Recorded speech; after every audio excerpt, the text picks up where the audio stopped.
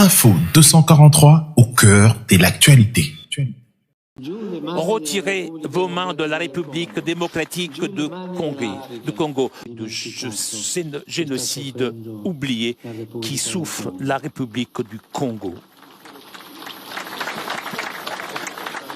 Et tandis que vous, Congolais, vous luttez pour sauvegarder votre dignité, votre intégrité territoriale contre les méprisables tentatives de fragmentation du pays, chères femmes, chers hommes congolais, votre pays est vraiment un diamant de la création. Mais vous tous, êtes infiniment plus précieux que toutes les choses bonnes qui sortent de ce sol si fertile. Je suis ici pour vous étreindre et pour vous rappeler que vous avez une valeur inestimable, que l'Église et le pape ont confiance en vous, qu'ils croient en votre avenir, un avenir qui soit entre vos mains et dans lequel vous méritez de déverser vos dons d'intelligence, de sagacité, d'assiduité.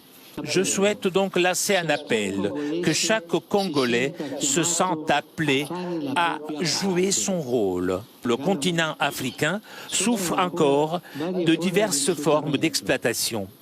Ce pays largement pillé ne parvient donc pas à profiter suffisamment de ses immenses ressources.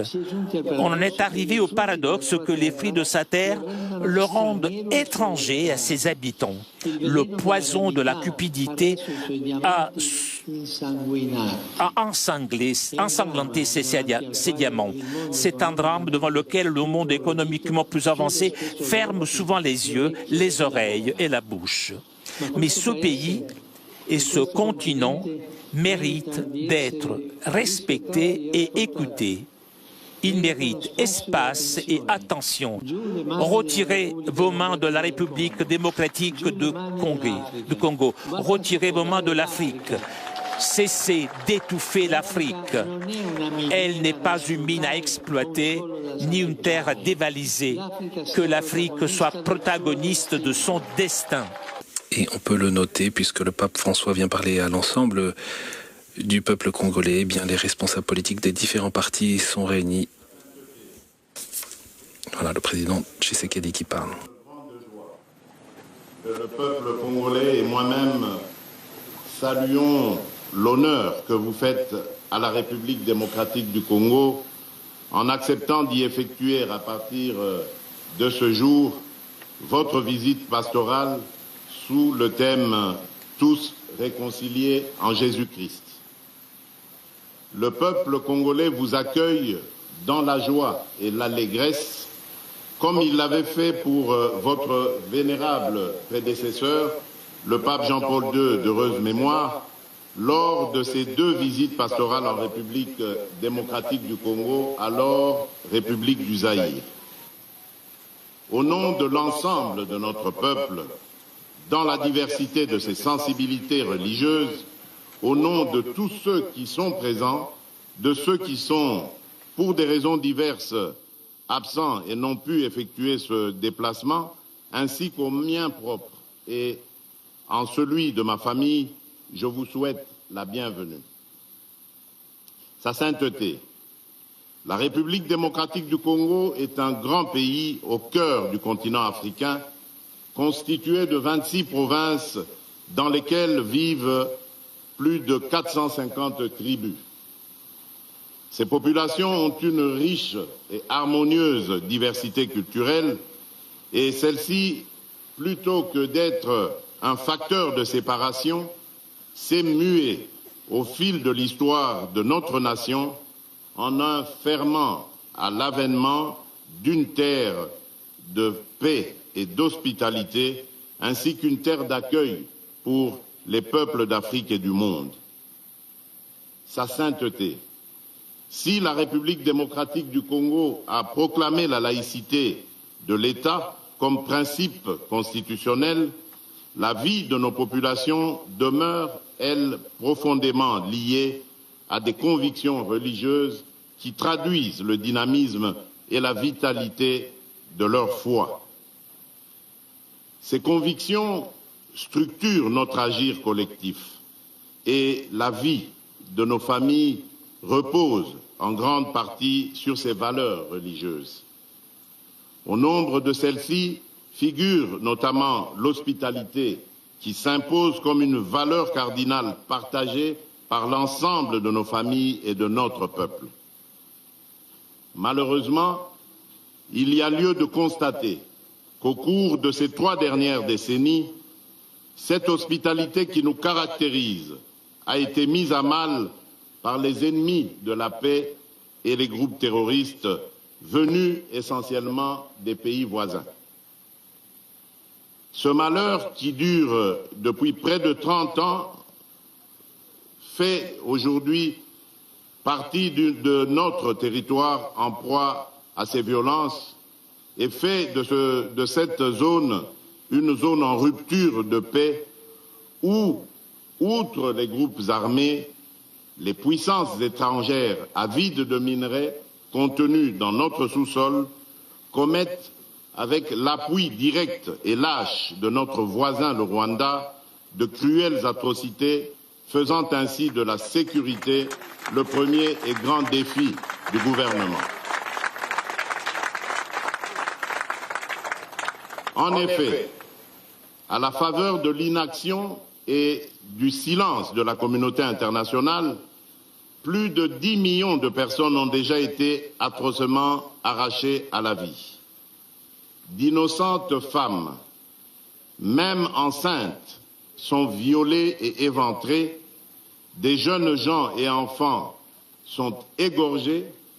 Des familles, des vieillards ainsi que des enfants sont condamnés à braver la fatigue et l'épuisement afin d'errer hors de leur maison à la recherche de la paix en raison des exactions commises par ces terroristes au service d'intérêts étrangers. Nous ne pouvions et nous ne pourrons demeurer cois face à une telle injustice et un tel silence complice de la communauté internationale. À cet égard, sachez que je n'ai pas manqué de désigner le responsable et d'interpeller la communauté internationale lors de ma dernière intervention à la tribune des Nations Unies, ceci au nom de toutes les Congolaises et de tous les Congolais.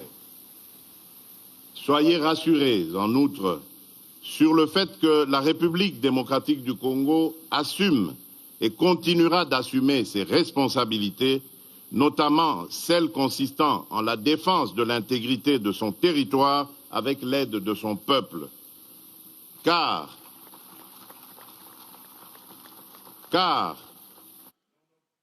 tableau sécuritaire préoccupant, le patriotisme ainsi que la détermination du peuple congolais pour la défense de sa patrie font sa force. Sachez, sa sainteté, que le peuple congolais demeure et demeurera un peuple grand, un peuple uni et fort face à toute menace faite à l'intégrité de son territoire et à la survie de sa nation. À ce propos, je me réjouis de votre volonté de recevoir une délégation de cette population meurtrie de l'Est de notre pays qui, je suis convaincu, vous permettra de vous saisir de cette résilience inouïe qui, aujourd'hui, plus qu'avant, nous définit et nous caractérise comme nation. Aussi, au-delà de la diversité de leurs convictions religieuses, ces populations demeurent sensibles à votre présence sur le sol congolais et l'écho de votre visite pastorale, tout autant que votre prière sur la terre de nos ancêtres leur apporteront réconfort. Je saisis donc cette occasion pour vous remercier de vive voix, au nom de l'ensemble de la population congolaise, pour l'intérêt que vous avez toujours accordé à la situation sécuritaire de notre pays dans vos prières ferventes pour la paix dans sa partie Est. Sa sainteté. Le deuxième défi du gouvernement est d'ordre économique en lien avec les valeurs de partage, d'équité et de responsabilité. Je suis convaincu que ces valeurs incarnées dans notre agir collectif comme citoyens et responsables politiques peuvent servir de base à l'édification d'une société plus juste et plus humaine. En effet, avec son riche potentiel économique, la République démocratique du Congo renferme dans son sous-sol l'essentiel des ressources minérales dont le monde a aujourd'hui besoin pour assurer la transition écologique et la protection de l'environnement. Qualifié de scandale géologique quant à l'ampleur de ses richesses et de son potentiel minier, il demeure qu'à ce jour, ces immenses potentialités ne profitent toujours pas aux Congolais. Notre responsabilité consiste à ne laisser personne au bord du chemin qui mène au développement économique en œuvrant ensemble pour le bien-être collectif dans le but d'éradiquer la pauvreté. Si sur ce chemin, les embûches sont nombreuses, elles ne sont pas insurmontables. En témoigne l'engagement du gouvernement d'inclure dans le système éducatif national les plus pauvres et les plus démunis, en rendant effectif le principe pourtant constitutionnel de la gratuité de l'enseignement de base, non appliqué durant de nombreuses années. Le bénéfice de cette décision courageuse et osée est indéniable pour l'avenir de nos enfants et l'édification du Congo de demain. C'est ici l'occasion pour moi de rendre un hommage mérité à l'Église catholique en République démocratique du Congo pour les services rendus dans ce domaine. En effet, les différents gouvernements qui se sont succédés ont toujours entretenu et consolidé le partenariat avec l'Église et en particulier l'Église catholique pour assurer en amont l'éducation et la gestion des infrastructures éducatives et hospitalières en vue de satisfaire les besoins sociaux de base, en particulier en matière d'éducation et de santé. Cependant, et afin de pérenniser les efforts engagés, il s'est avéré nécessaire d'adapter les moyens économiques et financiers aux défis de l'évolution démographique et de la densité des populations. C'est dans cette optique que nous encourageons et exigeons des partenariats mutuellement avantageux dans l'exploitation de nos richesses afin qu'ils concourent à l'accroissement des possibilités d'emploi ainsi qu'à l'amélioration des conditions de vie de nos populations, tout en œuvrant résolument à lutter contre la corruption et la fuite de capitaux, de sorte que ces ressources servent réellement l'intérêt de tous. Sa sainteté. Le troisième grand défi est celui de la protection de l'environnement. En effet, pour ce qui est de ce défi, le gouvernement de la République et moi-même partageons les valeurs défendues dans votre encyclique Laudato Si, publiée en 2015, sur l'un des principaux défis auxquels l'humanité est confrontée actuellement, à savoir la lutte contre le réchauffement climatique. Tout en me réjouissant de ce que la lutte contre les changements climatiques constitue votre cheval de bataille, la République démocratique du Congo et son gouvernement sont très sensibles à l'urgence et la responsabilité qui incombe à l'humanité dans la construction de l'avenir de la planète et la protection de notre maison commune. À l'intérieur du pays, la protection de l'environnement est une composante de notre responsabilité dans l'ouverture du pays à l'exploitation des ressources et énergies fossiles. C'est ainsi que tous les marchés agréés avec des partenaires désireux d'exploiter nos ressources naturelles ne peuvent être régulièrement conclus sans qu'une étude sérieuse et préalable d'impact environnemental du projet à exécuter soit réalisée. En outre, le gouvernement met un soin particulier à la protection de la biodiversité dans les parcs naturels disséminés sur son territoire où des espèces rares et d'importance pour l'équilibre de cette biodiversité souffrent encore de l'insécurité et où des animaux, y compris ceux en voie de disparition, sont victimes eux aussi de la barbarie des groupes armés. Tout récemment encore, nous avons lancé avec beaucoup de précautions des appels d'offres pour exploitation dans le strict respect des règles et principes de protection de l'environnement, de quelques gisements pétroliers en faisant recours à de l'expertise avérée en ce domaine. Dans ce contexte de la récession économique consécutive à la crise post-Covid et au conflit armé en Ukraine, ce choix judicieux permettra sur le long terme à notre économie d'amortir durablement le choc lié à ces crises et de permettre à notre peuple de tirer enfin avantage des richesses de son sous-sol. En tout état de cause, les membres du gouvernement de la République et moi-même n'arrêtons pas de réitérer cet engagement tel que ce fut le cas au cours de la 26e conférence des parties à la Convention des Nations Unies sur le changement climatique, la COP26, où nous avons présenté la République démocratique du Congo à la face du monde comme pays solution à la crise climatique et la lutte contre les changements climatiques. En effet, notre pays dispose de 165 millions d'hectares de forêt, deuxième plus grande forêt tropicale du monde, une grande réserve de biodiversité, avec comme principal atout sa capacité d'absorption de carbone, la première au monde, capable d'absorber près de 1,2 milliard de tonnes de dioxyde de carbone par an. C'est pourquoi, pour mieux protéger nos forêts, nous avons toujours milité pour une justice climatique afin que les plus grands pollueurs qui sont à la base de la destruction de l'environnement versent des compensations aux gardiens de la planète que nous sommes. Ces compensations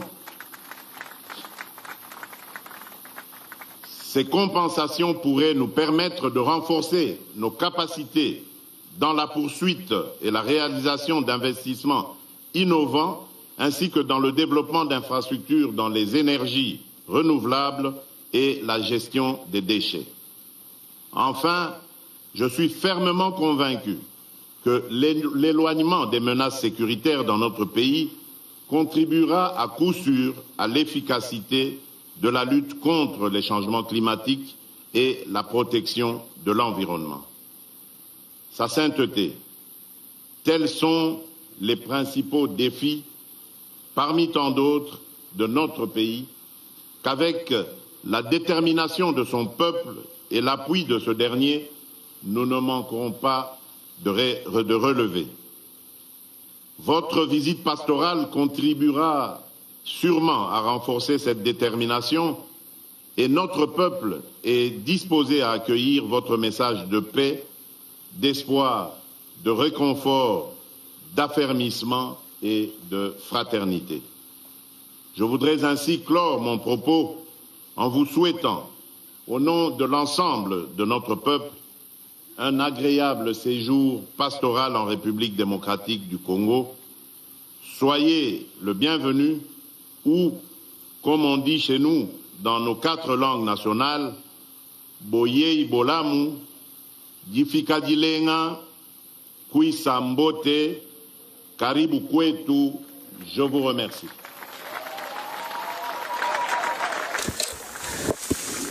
Voilà le discours donc du président Félix Tshisekedi dans ce jardin du Palais de la Nation. Et c'est maintenant le pape François qui va lui répondre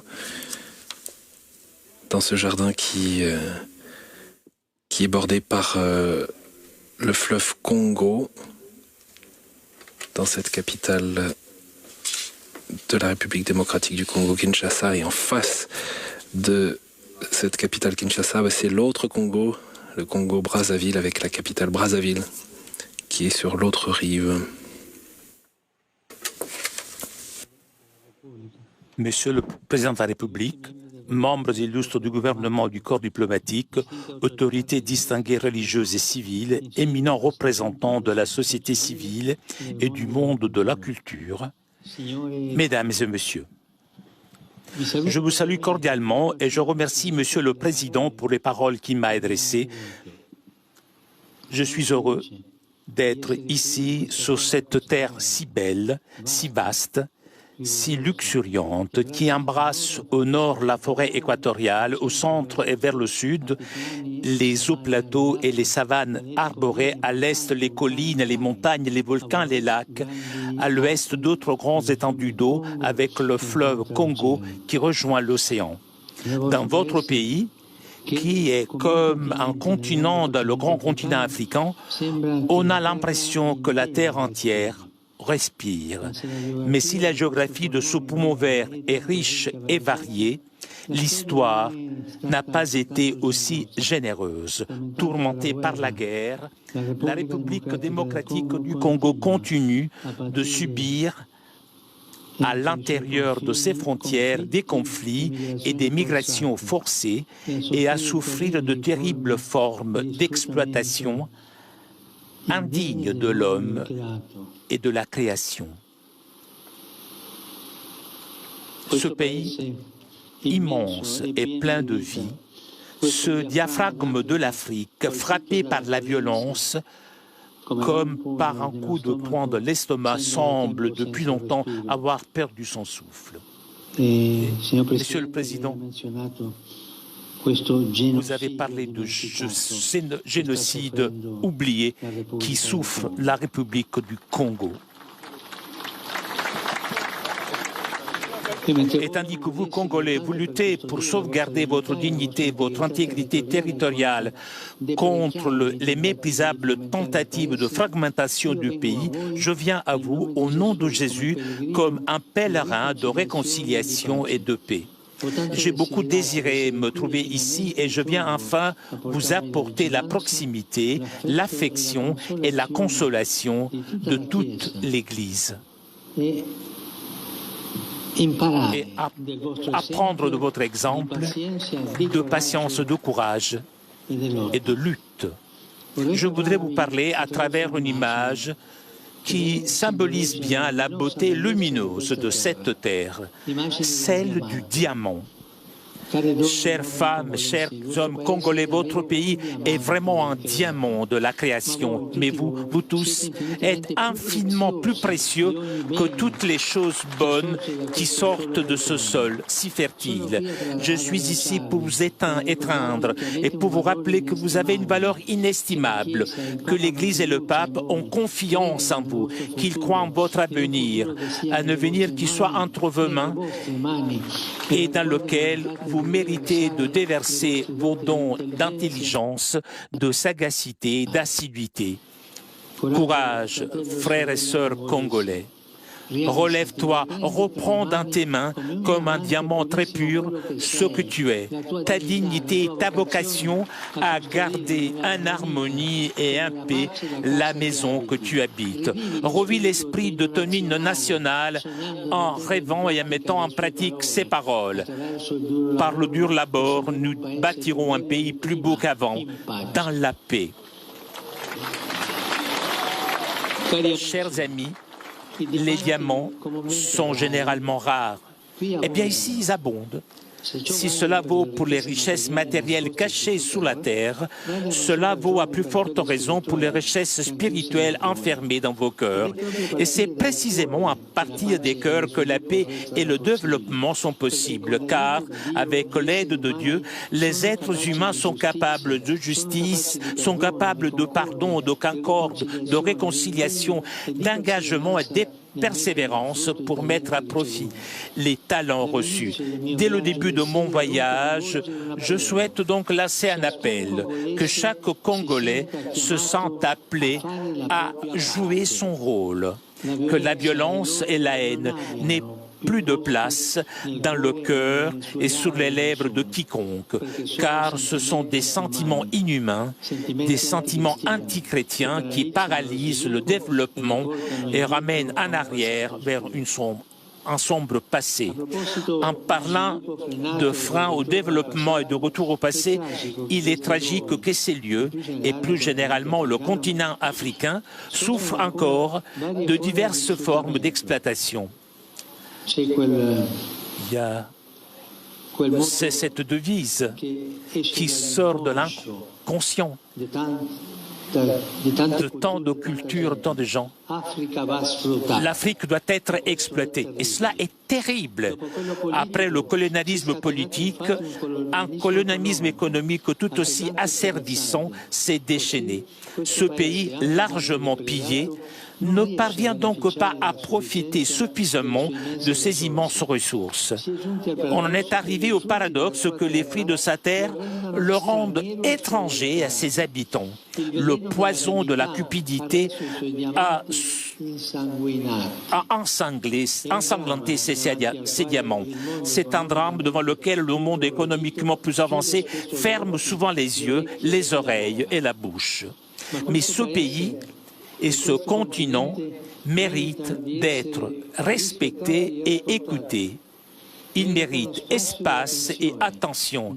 Retirez vos mains de la République démocratique du Congo. Retirez vos mains de l'Afrique. Cessez d'étouffer l'Afrique. Elle n'est pas une mine à exploiter, ni une terre à dévaliser. Que l'Afrique soit protagoniste de son destin. Que le monde se souvienne des désastres commis au cours des siècles au détriment des populations locales et qu'il n'oublie pas ce pays ni ce continent. Que l'Afrique, sourire et espérance du monde, compte davantage, qu'on en parle davantage, qu'elle ait plus de poids et de représentation parmi les nations. Une diplomatie de l'homme pour l'homme, des peuples pour les peuples doit se déployer, selon lesquelles les opportunités de croissance des personnes soient au centre, et non le contrôle des zones et des ressources, les visées d'expansion et l'augmentation des profits. En regardant ce peuple, on a l'impression que la communauté internationale s'est presque résignée à la violence qui le dévore. Nous ne pouvons pas nous habituer au sang qui coule dans ce pays depuis des décennies désormais, faisant des millions de morts à l'insu de beaucoup. Il faut que l'on sache ce qui se passe ici, que le processus de paix en cours, que j'encourage de toutes mes forces, soit soutenu dans les faits et que les engagements soient tenus. Grâce à Dieu, il y en a qui contribuent au bien de la population locale et à un réel développement à travers des projets efficaces, non pas des interventions de pure assistance, mais des plans visant à une croissance intégrale.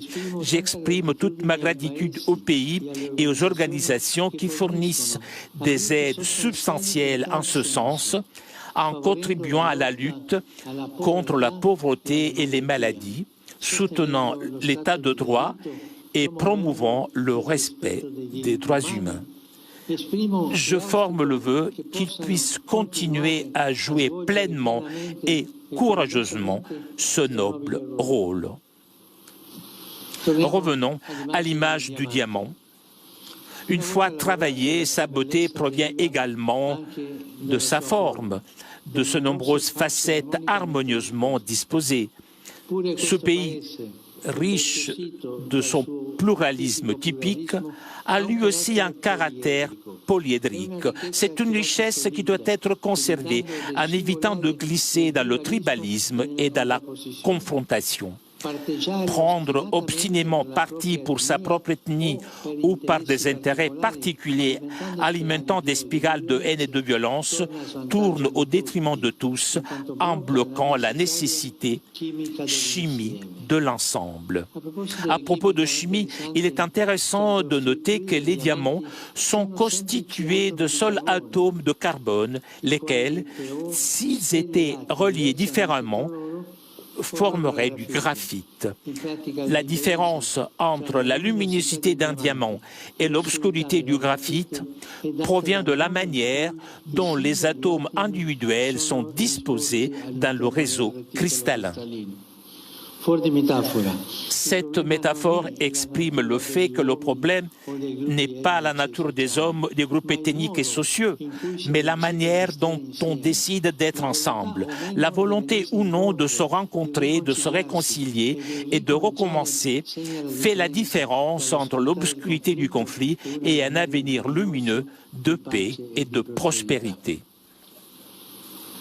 Chers amis, le Père Céleste veut que nous sachions nous accueillir comme des frères et sœurs d'une même famille et travailler à un avenir qui soit avec les autres et non contre les autres. Bintu Bantu. C'est ainsi que l'un de vos proverbes rappelle très bien que la vraie richesse, ce sont les personnes et les bonnes relations entre elles.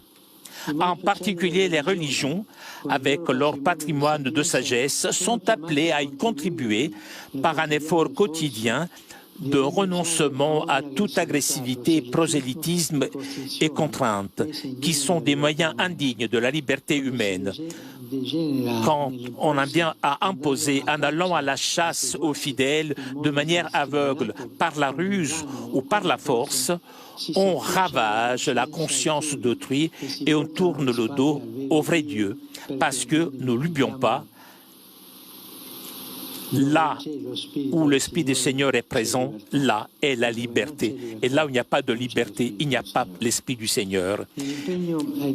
Les membres de la société civile, dont certains sont ici présents, jouent également un rôle essentiel dans la construction d'un avenir de paix et de fraternité.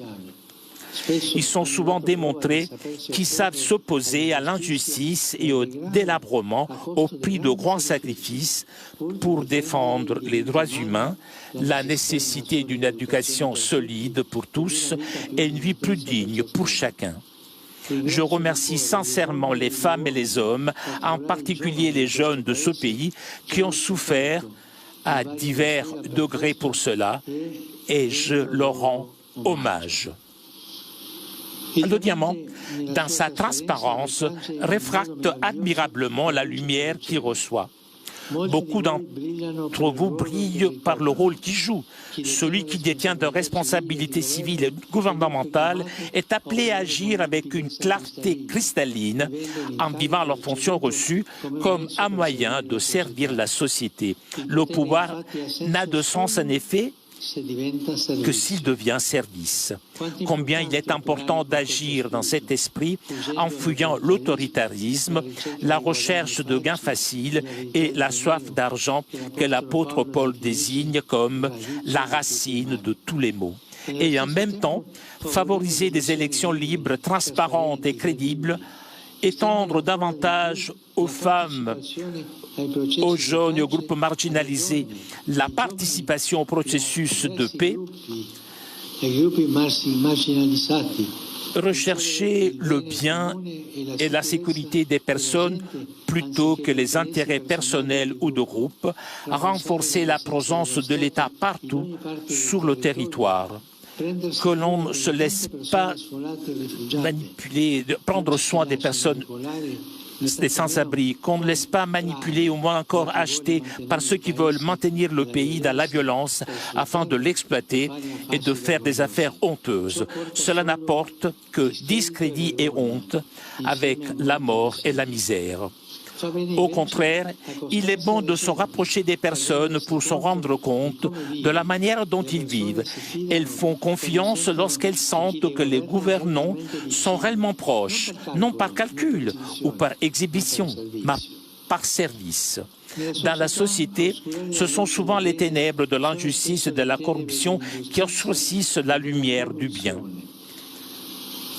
Il y a des siècles, Saint Augustin, né sur ces continents, se demandait déjà si la justice n'est pas respectée, que sont les États, sinon des bandes de voleurs.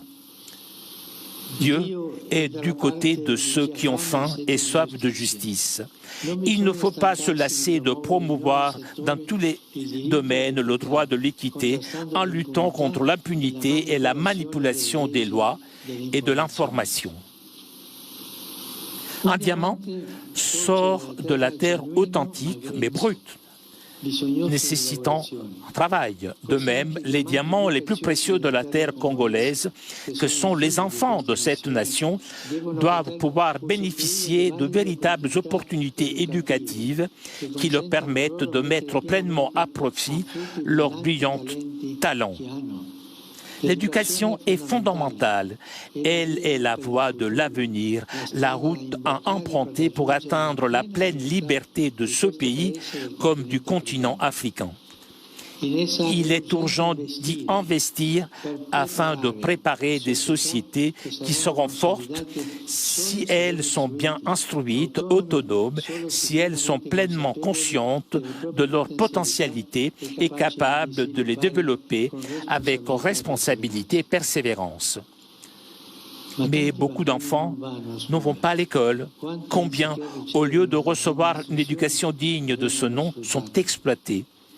Trop d'entre eux meurent soumis à des travaux asservissants dans les mines. Aucun effort doit être ménagé pour dénoncer le fléau du travail des enfants et d'y mettre fin. Combien de filles sont marginalisées et violées dans leur dignité? Les enfants, les jeunes filles, les jeunes sont le présent d'espérance, sont l'espérance. Ne permettons pas que celle-ci soit effacée. Cultivons-la avec passion. Le diamant, don de la terre, appelle à la sauvegarde de la création, à la protection de l'environnement. Située au cœur de l'Afrique, la République démocratique du Congo abrite l'un des plus grands poumons verts du monde qui doit être préservé. Comme pour la paix et pour le développement dans ce domaine également, une collaboration large et fructueuse est importante, permettant d'intervenir efficacement sans imposer des modèles extérieurs plus utiles à ceux qui aident qu'à ceux qui sont aidés. Nombreux sont ceux qui ont demandé à l'Afrique de s'engager et qui ont offert des aides afin de lutter contre le changement climatique et le coronavirus. Ce sont certainement des opportunités à saisir, mais il y a surtout besoin de modèles sanitaires et sociaux qui ne répondent pas seulement aux urgences du moment, mais contribuent à une croissance sociale effective, des structures solides et du personnel honnête et compétent pour surmonter les graves problèmes comme la faim et la malaria qui entravent les développements à sa naissance. Enfin, le diamant est le minéral d'origine naturelle qui présente la plus grande dureté. Sa résistance aux produits chimiques est très grande. La répétition continuelle des attaques violentes ainsi que les nombreuses situations de détresse pourraient affaiblir la résistance des Congolais, miner leur force d'âme, les conduire à se décourager et à s'enfermer dans la résignation. Mais au nom du Christ, qui est le Dieu de l'espérance, le Dieu de toutes les possibilités, qui donne toujours la force de recommencer, au nom de la dignité et de la valeur des diamants le plus précieux de cette terre splendide qui sont ses habitants, je voudrais inviter chacun à un nouveau départ social, courageux et inclusif. L'histoire lumineuse, mais blessée du pays l'exige. Les jeunes et les enfants en particulier l'implorent. Je suis avec vous et j'accompagne par la prière et la proximité tout effort pour un avenir pacifique, un avenir harmonieux et prospère de ce grand pays. Que Dieu bénisse la nation congolaise tout entière.